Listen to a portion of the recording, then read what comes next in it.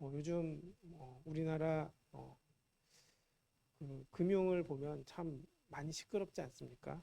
주가를 보아도 그렇고 또 여러 가지 모습을 보게 되는데 한창 주식이 많이 오를 때 많은 사람들이 그 주식을 팔고 수익을 얻은 것을 가지고 하는 일이 좋은 집을 사는 거였다고 합니다. 그래서 주식으로 번 돈이 결국에는 부동산 시장으로 들어갔다라는 이야기를 많이 듣는 것이죠. 사실상 돈 벌면 가장 하고 싶은 것 중에 하나가 바로 좋은 집을 사는 것, 그리고 남들이 부러워할 만한 것들을 가지는 것입니다. 평안과 또 화려함을 갖고 싶어 하는 것이 바로 인간의 마음이기 때문입니다. 그러나 시인 다윗은 이러한 세상의 기준에서의 화려한 삶, 또 내 안의 평안, 나만의 평안이 아닌 결국 하나님과 동행하는 삶에 집중합니다. 결국 진정으로 내가 머물러야 할 곳, 또 내가 있어야 할 곳은 결국 주의 장막, 주의 성산, 곧 하나님의 품이라는 것이죠. 내가 어느 곳에 있는 것보다 더 가장 중요한 곳은 결국 하나님의 품 속에 있는 것입니다. 그래서 여기서 주의 장막이라는 표현을 하게 되는 것이죠. 결국 주님 안에 살아가는 것을 의미합니다. 히브리어로 장막은 본래 텐트를 뜻합니다. 그러나 더 쉽게 풀이하면 결국 집을 가리킵니다. 집이란 사람이 먹고 자는 공간이기에 결국 주의 장막에 거할 자 누구입니까? 라는 질문은 내가 주님과 함께 먹고 주와 함께 살겠습니까? 누가? 라고 묻는 것과 다름이 없습니다. 이 질문은 단순히 예배의 장소에 들어갈 자격을 묻는 것이 아닙니다. 하나님과 내가 얼마나 친밀하게 삶을 나누며 또 동거할 수 있는지를 묻는 질문인 것이죠. 그래서 주의 성산이라는 표현 역시 결국 하나님의 임재 안에 있는 그 삶이 결국에는 기쁜 삶이라는 것입니다. 거대한 산 그리고 하나님의 임재가 있는 곳이라면 하나님께서는 자신의 백성들을 보호하시고 돌보시는 모습과 동시에 하늘 가장 높은 곳에 계신 하나님께서 세상으로 친히 내려오시는 강림 그리고 함께 하심을 의미하는 것이죠. 그래서 이런 과정을 볼 때 1절의 질문은 우리에게 다시 한번 묻습니다. 누가 주님의 보호를 받으며 또 그분과 함께 먹고 살면서 참된 안식을 누리겠냐는 질문이시죠. 결국 한마디로 이야기하면 누가 하나님의 나라 그리고 천국에 들어가겠습니까? 라는 질문과도 같습니다. 이 질문은 우리의 신앙생활의 궁극적인 목적지인 하나님 나라의 합한 자가 과연 누구인지를 묻는 모습입니다. 우리가 진지하게 마주해야 될 가장 중요한 질문 중 하나라는 것이죠. 내 중심은 어디에 있는가? 또 나는 지금 어디에서 지내고 있는가? 이 질문에 대해 오늘 시편 기자는 세 가지로 대답하고 있습니다. 첫째로 주의 장막에 거할 자는 정직과 공의로 자신을 세우는 자입니다. 2절 말씀을 보면 정직하게 행하며 공의를 실천하며 그의 마음의 진실을 말한다고 이야기합니다. 정직이란 거짓말을 하지 않는 삶을 이야기합니다. 또 한편으론 흠이 없이 또 온전하게 사는 것을 의미하는 것이죠. 결국 주님 앞에 정직하게 나아가는 삶입니다. 이 삶을 살아갈 때 결국 하나님의 성산 안에 사는 자의 모습으로 나타나는 것이죠. 사실상 거짓은 하나님의 뜻과는 전혀 다른 길임을 우리가 기억해야 합니다. 사탄이 어떤 존재입니까? 우리가 거짓의 아비로 알고 있지 않습니까? 결국 거짓으로 살아가는 것은 하나님을 따라가는 것이 아니라 결국 사탄을 따라가는 것이고 하나님을 모시고 살아간다면 결국 정직하게 살아간다는 것입니다. 결국 주와 동행하는 자, 또 주의 성산에 머무를 자의 자격 중 하나는 바로 하나님 앞에서 또 사람 앞에서 정직하게 사는 것입니다. 이러한 정직을 따라가면 공의를 행하게 됩니다. 여기서 공의도 마찬가지죠. 내 유익이나 성공을 위해 불의와 적당히 타협하지 않는 자세입니다. 사실 세상에서는 조금 더 나은 자리 또 더 큰 성공을 얻기 위해서라면 조금쯤 눈을 감고 타협해도 괜찮다고 생각합니다. 그러나 예수님은 또 하나님은 그렇게 살라고 말씀하신 적이 단 한 번도 없습니다. 하나님의 뜻을 따를 것인지 아니면 사탄의 방법을 따라갈 것인지 이 두 가지만 남는 것이죠. 그렇기 때문에 참된 공의란 내 목에 칼이 들어오는 순간이라 할지라도 하나님의 말씀을 붙잡고 정의롭게 살아가는 것입니다. 그래서 의를 위해서 박해받는 자가 복이 있다라고 하는 그 복의 길을 따라가는 삶을 사는 것입니다. 세상의 논리는 성공을 위해 잠시 구피라고 이야기합니다. 그러나 하나님의 백성들은 어떠한 손해와 위협이 내 앞에 있다 할지라도 정의를 선택하는 정의를 포기하지 않는 사람들입니다. 그런데 이 정의와 공의는 결코 나 혼자 골방에서 이루어지는 것이 아닙니다. 이는 철저하게 공동체 안에서 검증되는 하나님의 성품입니다. 사실 나 혼자 정의롭게 살 수 있고 나 혼자 있다면 공의롭게 살 것처럼 느껴집니다. 그러나 정말 나 혼자 조용히 사는 것이 이 땅의 내 삶이 아닙니다. 하나님과 동행하듯 또 사람과도 동행해야 하기 때문입니다.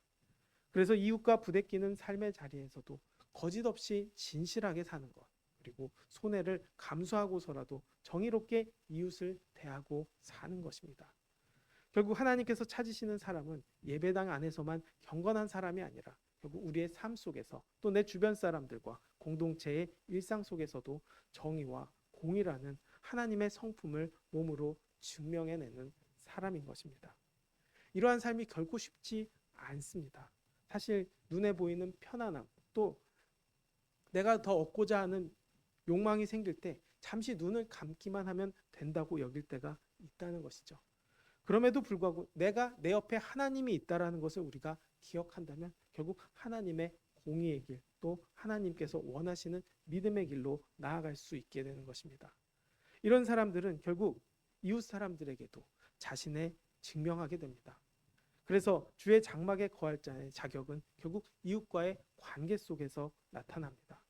3절 말씀을 보면 그의 혀로 남의 허물을 말하지 아니하고 또 그 이웃에게 악을 행하지 아니하며 그의 이웃을 비방하지 아니한다고 말하고 있습니다.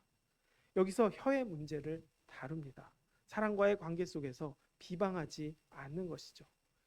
남에게 손가락질하듯 남의 허물을 함부로 들춰내는 행위를 하지 않는다는 것입니다. 오히려 남의 잘못이나 약점을 알면서도 이를 덮어주는 것, 또 여기저기 옮기며 말하지 않는 것, 이것이 바로 하나님의 나라에 가는 사람들의 모습이라는 것이죠. 그러나 이는 단지 입술의 절제에서 그치지 않습니다. 이어서 이웃에게 악을 행하지 아니한다라고 이야기합니다. 마음만으로 선한 것을 생각하는 것을 넘어 결국 실제로 남에게 해를 끼치지 않는 삶을 요구하는 것이죠.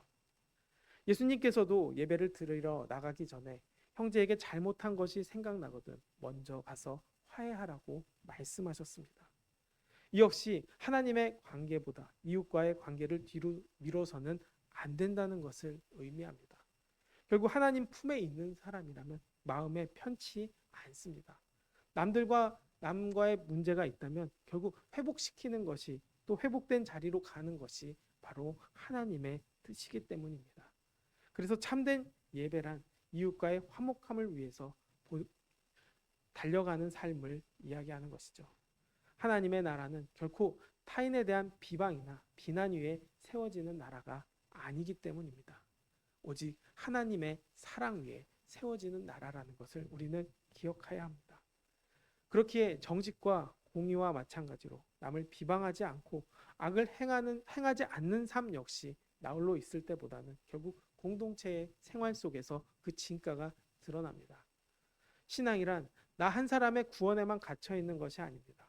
같은 공동체 안에서 형제와 자매를 속이지 않고 그들의 것을 빼앗지 아니하며 신실하게 대하는 것, 나아가 이웃의 아픔마저도 나의 아픔처럼 여기는 태도가 바로 이 말씀이 요구하는 하나님께서 원하시는, 우리에게 원하시는 진정한 모습이기 때문입니다.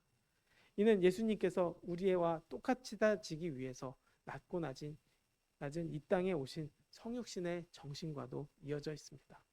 예수님께서 우리와 동일한 자리에 서서 우리의 연약함을 몸소 겪으셨던 것처럼 우리 역시 이웃과 동등한 자리로 내려가서 그들과 함께 울고 웃어주는 삶을 살아야 하는 것이죠.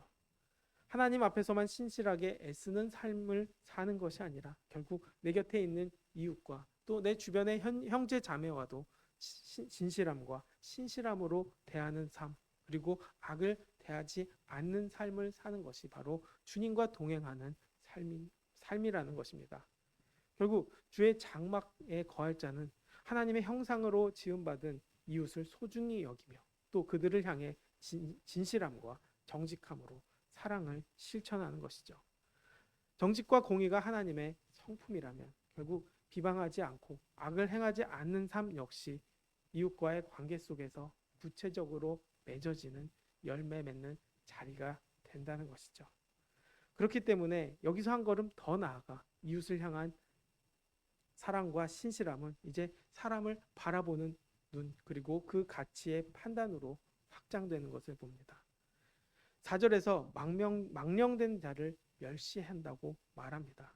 여기서 멸시란 특정한 사람을 그저 미워하거나 그의 인격을 짓밟는 감정적인 태도가 아니라 하나님을 두려워하지 않고 그분을 무시하며 살아가는 삶의 방식과 가치관을 단호히 거부하는 신앙의 결단입니다. 주의 장막에 거하는 자는 세상이 흔히 사람을 평가하는 잣대, 곧 그가 가진 권력이나 부, 그리고 사회적 지위를 기준으로 삼지 않는다는 것입니다. 오직 그가 하나님과 어떤 관계를 맺고 살아가는가, 그것만이 바로 참된 기준이 되는 것이죠. 그렇기 때문에 이 구절은 곧바로 정반대의 모습과 짝을 이룹니다. 여호와를 두려워하는 자들을 존대하며 라고 말합니다. 세상의 눈에는 별다를 것 없어 보이는 사람일지라도 결국 하나님 앞에서 떨림으로 그분을 경외하고 살아가는 사람이라면 결국 주의 장막에 거하는 자, 그리고 하나님께서는 그런 사람을 진심으로 높이고 또 귀히 여긴다는 것이죠. 결국 이웃사랑이 공동체 안에서의 실천이라면 여기서 존대는 공동체 안에서도 누구나 존경하고 또 누구를 가까이 할 것인지 결정하는 신앙적 분별력이라고 이야기합니다. 사실 이러한 신실함은 결코 쉬운 일도 아니고 또 값비싼 대가를 겪게 되는 것도 보게 됩니다. 그의 마음에서 난 것은 해로울지라도 변하지 않는다고 말합니다. 결국 한번 맹세하고 약속한 것이라면 그것이 내 자신에게 손해가 된다 할지라도 끝까지 지켜낸다는 것이죠. 아까도 이야기했지만 상황이 불리해지면 사람은 쉽게 말을 슬그머니 바꾸고 또 약속도 저버릴 때가 있습니다. 그러나 주의 장막에 거하는 사람이라면 눈앞의 손익보다도 하나님 앞에 자신이 한 말과 양심을 더 소중하게 여깁니다. 그렇기 때문에 하나님과의 관계가 세상 그 무엇의 유익보다도 소중하게 여기기 때문에 할 수 있는 말이죠. 이것은 단순히 도덕적으로 착하게 사는 것만으로는 다 설명할 수가 없습니다. 결국 하나님의 합당한 삶을 사는 사람이라면 결국 예배당 안에서의 종교적 행위로 머무는 것이 아니라 바로 이러한 삶들을 밖으로 나가 증명해내는 사람이라는 것이죠. 그래서 세 번째로는 주의 장막에 거할 자는 물질 앞에서도 하나님의 공의를 선택하게 된다는 것이죠. 사실 5절 말씀은 삶의 가장 예민한 영역입니다. 왜냐하면 물질에 문제가 있기 때문입니다. 그래서 이자를 받으려고 돈을 구워주지 아니하며 뇌물을 받고 무죄한 자를 해하지 않는 자라고 이야기합니다. 그리고 이러한 일을 행하는 자들은 영원히 흔들리지 않는다고 이야기하고 있습니다. 결국 정의와 공의 그리고 이웃을 향한 신실함이 내 소유 그리고 지갑과 통장 앞에서도 그대로 이어지는지 묻는 것이죠. 먼저 이자를 받으려고 돈을 구워주지 아니하며라고 말합니다. 이는 모든 금융거래를 금하는 말씀은 아닙니다. 문제는 같은 공동체 안에서 형제와 자매가 어려운 상황에 처해 있을 때 그 아픔을 이용해 자신의 배를 불리려 하지 말아야 한다라는 것을 이야기하는 것이죠. 이웃이 무너지는 자리에서조차 이익을 계산하는 마음이 있다면 결코 주의 장막에 거하는 자의 모습이 아니라는 것입니다. 이어서 뇌물을 받고 무죄한 자를 해하지 않은 자에 대해서도 말합니다. 돈 몇 푼에 진실을 왜곡하고 또 죄 없는 사람을 궁지로 몰아넣는 일은 세상에서는 낯설지 않게 벌어집니다. 그러나 주의 장막에 거하는 자라면 그 어떤 대가 앞에서도 공의를 팔지 않는다는 것입니다. 앞서 살펴본 정직과 공의의 관념 속에서 신념에 그치지 않고 또 통장에서의 숫자와 거래까지도 흔들림 없이 지켜내는 것이 바로 주의 장막에 거하는 자, 하나님과 동행하는 자에게 요구되는 삶입니다. 이런 일을 온전하게 행할 수 있다면 그는 영원히 흔들리지 않습니다. 1절에서 던져진 누가 주의 장막에 머물며 주의 성산에 살겠습니까의 최종적인 응답이 되는 것이죠. 세상 사람들은 더 좋은 집 그리고 더 견고한 안정을 위해서 한평생을 수고합니다. 그 어떤 것도 인간을 완전하게 흔들리지 않게 하는 것은 없음에도 불구하고 이것이 나를 흔들리지 않게 한다는 것이죠. 그러나 그 결과 삶 속에서 흔들림을 여전히 겪게 됩니다. 다 갖추어도 결국 어려움을 겪게 되고 고난을 겪게 되는 것이죠. 결국 그 고난 앞에서 얼마나 많이 흔들리게 됩니까? 결국 인간의 연약함만 드러날 뿐이라는 것이죠. 그러나 이것을 갖추지 않음에도 흔들리지 않는 복을 믿음의 사람 그리고 하나님과 동행하는 사람은 누리게 됩니다. 그저 자신의 힘으로 올려 쌓은 도덕이나 의지에서 오는 것이 아니라 오직 하나님을 믿음으로 우리에게 입혀진 은혜 그리고 주님을 붙잡고 살아가는 은혜가 결국에는 흔들리지 않게 만든다는 것이죠. 결국 이 역시도 하나님의 은혜입니다. 정직과 공의와 진실을 따라가는 사람들의 그 몸부림은 결국 십자가 앞에서 예수님의 십자가 앞에서 완성되고 또 하나님의 은혜를 입음으로써 참된 견고함을 누리게 됩니다. 그리고 이 견고함은 나 혼자만으로 끝나지 않습니다.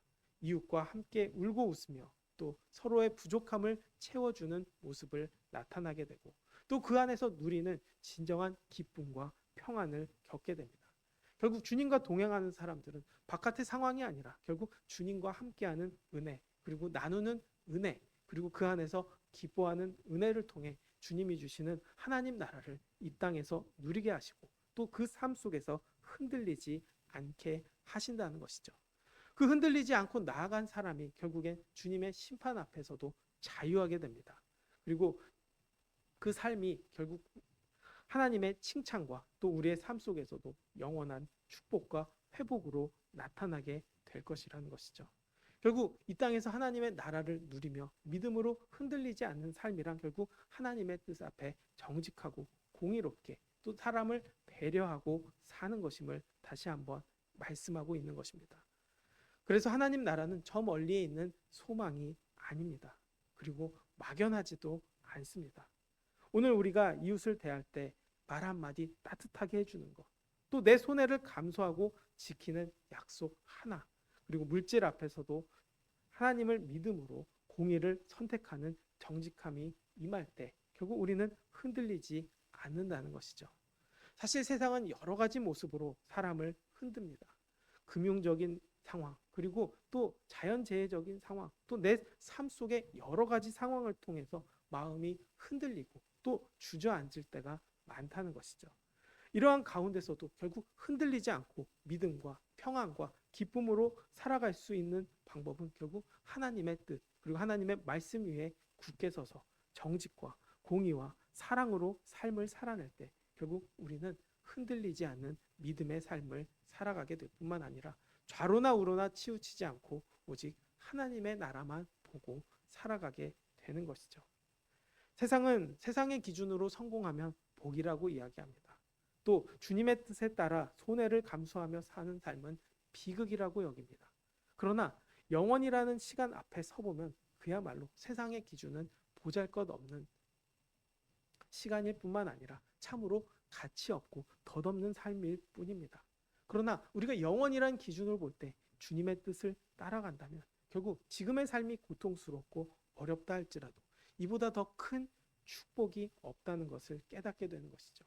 영원 앞에서 잠깐 찰나는 큰 의미가 없기 때문입니다. 오늘 우리는 누구와 동행하며 살아가기를 원하십니까?